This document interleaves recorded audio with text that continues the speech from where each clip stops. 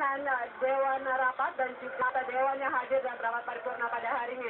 Dan dapat kami iya, pemirsa, kalau kita melihat apa yang terjadi di gedung Dewan yang terhormat, hari pertama Anda sudah bisa melihat hujan interupsi yang terjadi dan seperti apakah sosok wakil-wakil rakyat kita yang ada di sana.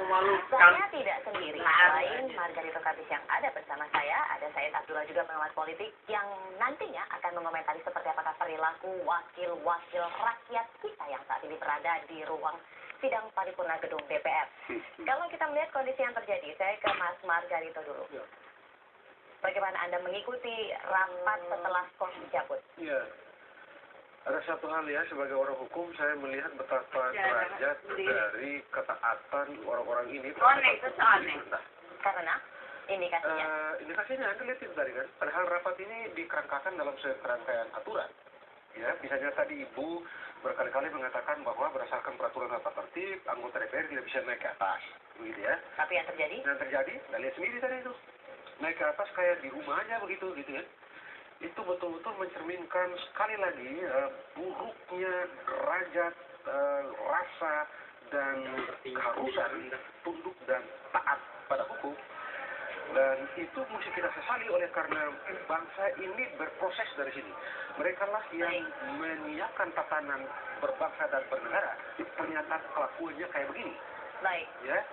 Itu satu. Yang kedua, agak lucu, Ibu itu tadi berkali-kali meminta agar duduk, dan mereka seperti tidak punya telinga, mereka seperti juga tidak punya tidak mengerti bahasa Indonesia. Ada dia kayak di lapangan, dia kayak di tribun. mana gitu ya. Padahal kan kalau bisa disampaikan secara tertib, ini jauh lebih elok, jauh lebih manis, dan harapan kita untuk memperoleh. Dia merasa mewakili diri sendiri. Kan ribuan orang di belakang dia. Bisa lebih baik gitu ya, bukan kayak begini. Kita coba dengarkan apa kemudian Ribuan, yang disampaikan yang diperdebatkan oleh para anggota Dewan yang ini tampaknya tengah berdebat. Kalau ada 500, kalau jutaan 500 juta dong, Tat. Iya. Ribuan, puluhan ribu sampai ratusan ribu. Sepertinya ini semakin tidak kondusif semakin malam. Apakah memang pimpinan yang kurang tegas ataukah memang seperti Anggotanya yang bego. Sekjen penyelenggara, kalau mic nggak hidup, mintain nama sekjen. Pendidikan tapi tuanya nanti. Hah? Pendidikan? Bukan sementara, Mas. Yang dimiliki antara yang paling muda dan yang paling tua. Memang aturannya yang tua saat tata tertibnya gitu.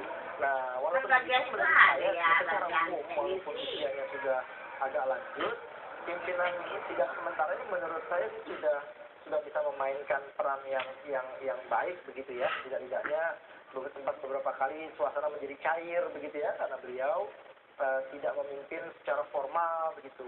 Jangan-jangan saya menduga kalau forum sidang ini secara itu jangan jadi seperti kemarin pengesahan RUU Pilkada itu ya, situasinya akan lebih panas dari ini gitu.